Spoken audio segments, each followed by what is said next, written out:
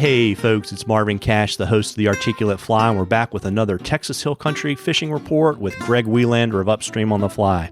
How are you doing, Greg? Well, hi, Marvin. I'm not too bad. You know, according to the calendar, summer has officially arrived here in the U.S. Yeah, and you're going to hit the century mark for a few days down there in the Hill Country, so you know it for sure. I do.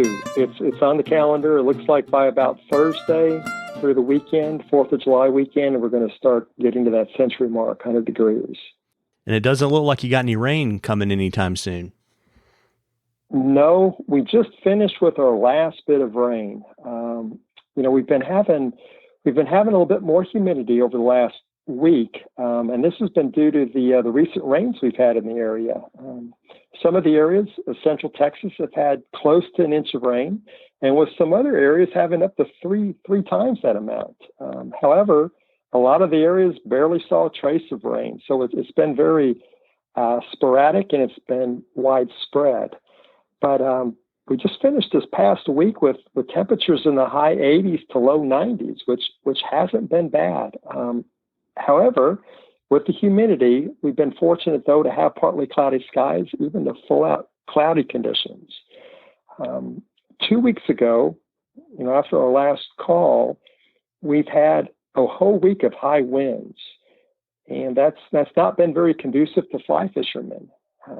This past week, we've had decent temperatures, and the winds have actually let up, and I was able to get out on the water. However, the winds were kind of light out of the northeast till they finally switched around to the southeast, which is our predominant wind for the summer in Texas. And it has a lot to do with the how happy the fish are. But Friday into today, first of the week, we're looking at 20-mile-an-hour winds, and it's been extremely gusty. So the other weather maker, since I've been talking about weather, start to show off with, is the Saharan dust. So we've been hit with the Saharan dust that has rolled in around Friday. It's really gotten bad on Saturday and Sunday. So for folks that have had respiratory issues, the Saharan dust is definitely a factor right now, at least for a few more days. Got it. And so what are folks, is the wind going to kind of push on through the 4th of July, or is that going to kind of start to let up a little bit? What should folks expect to see on the water in the next, say, week to 10 days? Yes.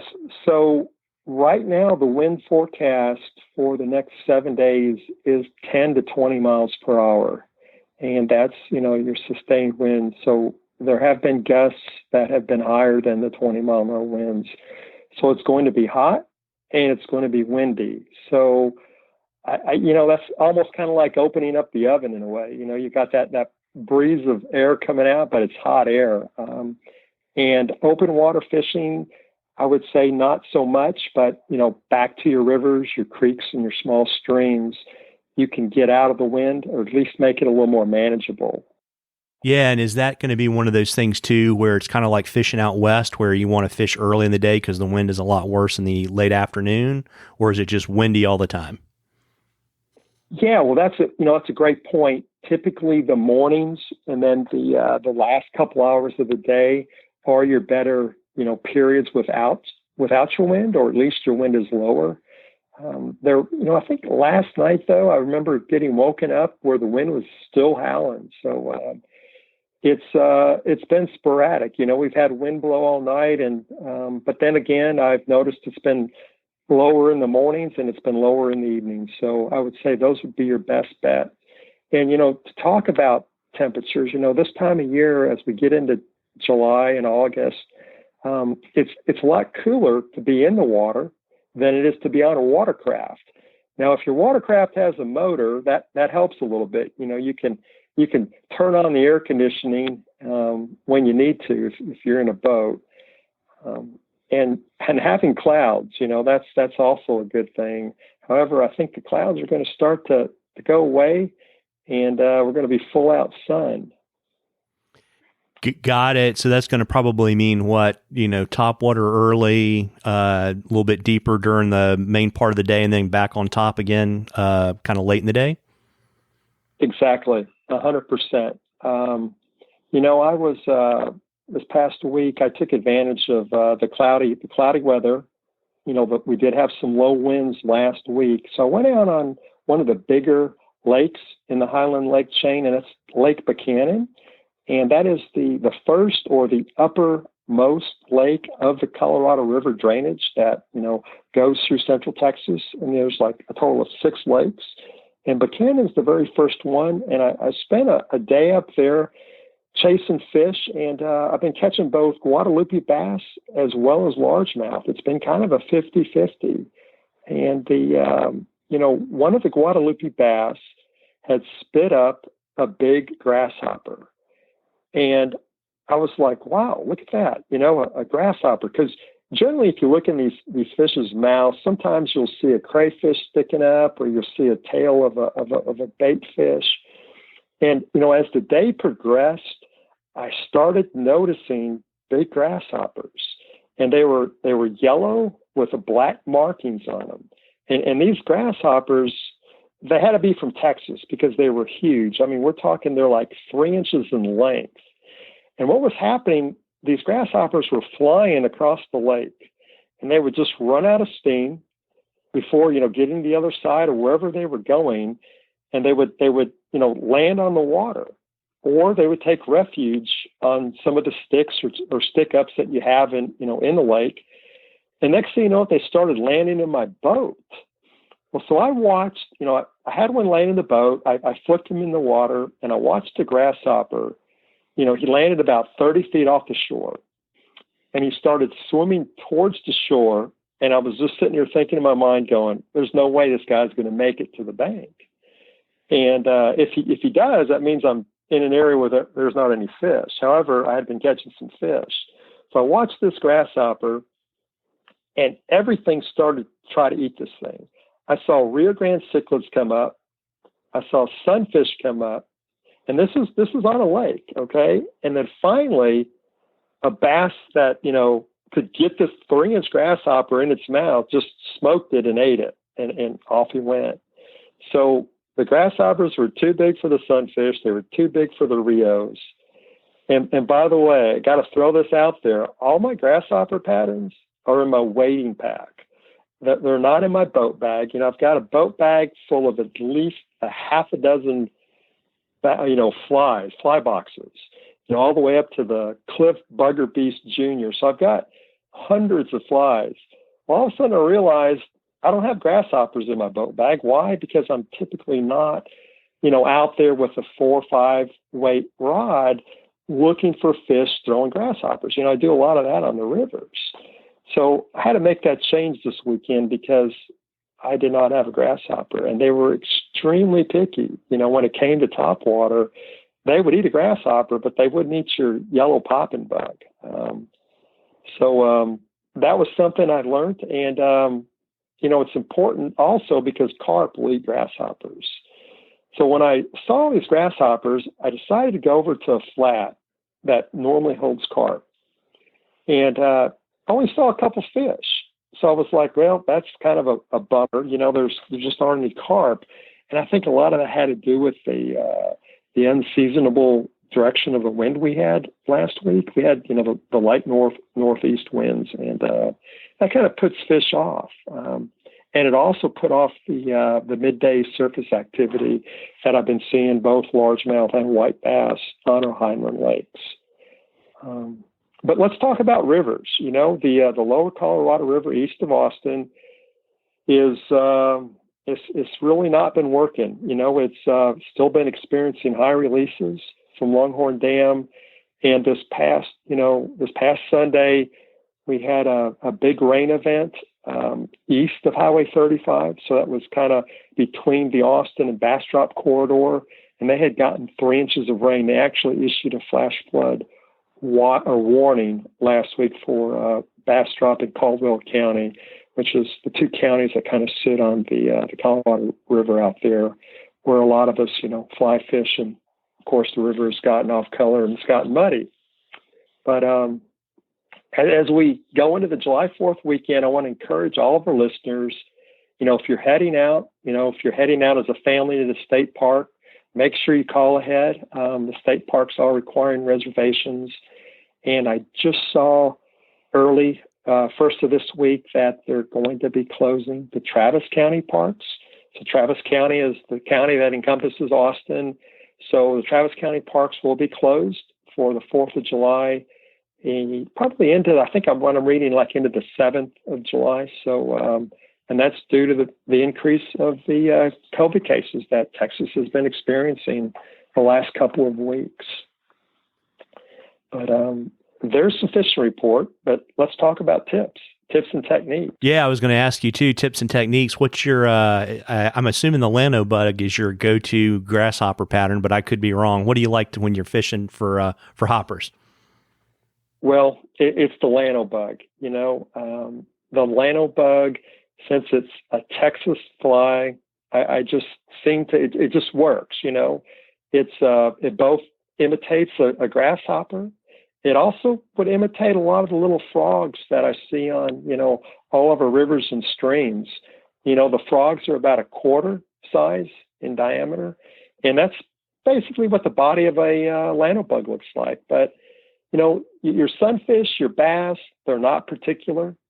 They'll eat any hopper as long as it's in the color that they're wanting to eat. Sometimes I will see them turn their nose on a yellow one. But kind of the rule of thumb I give, the folks that I guide and the folks that are on my boat, I said, the yellow is generally May and June. And then as we start to get into July, I start fishing more tan hoppers.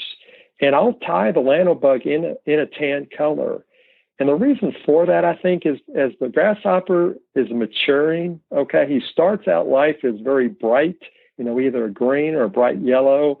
And then as that sun bakes them and we've got those 100-degree days, those hoppers start to, I don't know if you call it skin damage, sun damage, sunburn, but they start to turn tan. They start to turn brown. So keep that in mind. If you're fishing hoppers or you're tying some Lano bugs at home, start to switch over and try some tan ones for your top waters. Yeah, and do you ever carry Sharpies with you to kind of dial in a little bit more, or is that not really necessary? I have in the past. I don't do it as often as I should. I think it is something that, on a day that you're trying to figure out why things aren't working, I have pulled out Sharpies in the past, but I don't think, a lot of times the warm water fish aren't quite as particular as a cold water trout. But once again, though, I've seen where a tan hopper will outfish a yellow hopper. So, a Sharpie is not a bad thing to have in your bag, and that way you can actually color a yellow one and make it tan, or maybe even make it green. But it's hard to go from a dark colored fly to make it light. So keep that in mind too. You can go from light to dark a lot easier with a Sharpie. Yeah, absolutely. And we've got a question for you this time around, Greg, from Johnny, and he wanted to get your thoughts on how the Blanco River's been fishing. Well, that's awesome. Glad to hear a question. The Blanco River's been fishing really well. So this is what I recommend. If you're out on the Blanco, you've got two options. You've got a 6-weight game, and you've got a 4-weight, maybe 4-weight fiberglass setup. You've got smallies, you've got Guadalupe bass, and before Texas Park and Wildlife realized there was a strain as Guadalupe bass, there were a lot of smallmouth that were put in the Blanco, and a lot of the smallmouth are still there, and they breed with the Guads, and I'm seeing a lot of X-breed being caught right now. So that's the Guadalupe bass and the smallmouth hybridized. So that's just a very mean fish. And the largemouth, believe it or not, there was a 6-pounder caught this past week, and there are some big largemouth in that river, and that was caught on a streamer. And for folks that do a lot of conventional fishing, there's a lure called a swim jig. Well, you can come up with something like that in the fly world. there's different ways, basically using maybe a zonker strip, 3 or 4 inches in length, or some of those dragon tails, and putting some rubber skirt up on the front, and basically you're making an imitation of what a lot of the professional bass guys are doing, and that's a swim jig. And the largemouth and the guads, they'll eat it all day. And the overall length, keep it about 3 inches.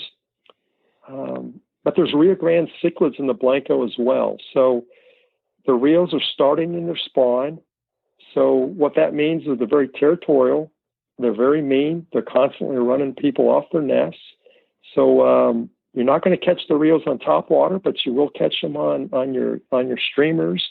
Matt Bennett, which is one of the local tyers here in Austin, Texas, ties a little fly called the Rio Getter. And if you ever look at it, it kind of resembles a dragonfly nymph. And they're small. They're small, about a size 14, and it depends on what hook you're using. And the Blanco's full of sunfish. But I will note that this past Sunday evening, there was a big band of rain that headed from the south from San Antonio, up north, running up 281. So there was a little bit of runoff on the Blanco. So depending on if you're fishing, later in the week, you should be okay. But keep that in mind. And, also, as far as river access, the Blanco River State Park, get on Google, check it out, make sure they're open, make sure they're not taking reservations. That's one public access point. But also look on your Google Maps and access the river over some of the low water crossings. And be aware, if you are fishing the Blanco, if you have any issues with landowners, just say, okay, let me get on out of here and go find another spot on the Blanco. So a lot of the folks feel they own the river, they own the water, they own the land under the water. So I'm not going to argue that. That's the one river in Texas where you can do a lot of research and find out that property owners actually do own the land underneath the river. So keep that in mind if you're fishing the Blanco. Don't get mad at the guys telling you to leave. Just go find another spot. So yeah, there's the Blanco River for you, Johnny. I appreciate the question. Yeah, absolutely. And we love questions on the articulate fly. If you'll send them to us, whatever works best for you. We usually get most of our questions on the articulate fly Facebook page or in our Instagram feed. If we read your question, I'll send you some articulate fly swag, and you'll get into a drawing for some really cool stuff from some of the brands that Greg reps at the end of the season. And before I let you hop, Greg, why don't you let folks know where to find you so they can book you and fish with you, and also tell us what you're going to be drinking, your special drink for the 4th of July weekend. Okay, Marvin. Well, you can find me out at the www.upstreamonthefly.com. That's my website. And of course, I'm active over on Instagram and on Facebook as Upstream on the Fly. And as far as what I'm going to drink this weekend, I'm thinking of ranch water. Sounds good for the weekend. It's going to be 100 degrees. And what is a ranch water? So ranch water is 1 or 2 shots of your favorite tequila, and then fill the remainder of the glass. I would do this in a 16th ounce, maybe a Yeti glass tumbler, and fill it up with your Topo Chico, and put about a shot of lime juice in there and a lot of crushed ice. So if you're careful with the tequila, this drink will last you for many hours on the weekend. So you can have more than one, but if you overdo it with the tequila, just watch it, because tequila will get you. So that's what I'll be doing this weekend. Yeah, words to live by, everybody. Listen, be safe this holiday weekend. Get out and fish responsibly, catch a few, and happy 4th, everybody. Happy 4th, Greg. Thank you, Marvin. Same to you.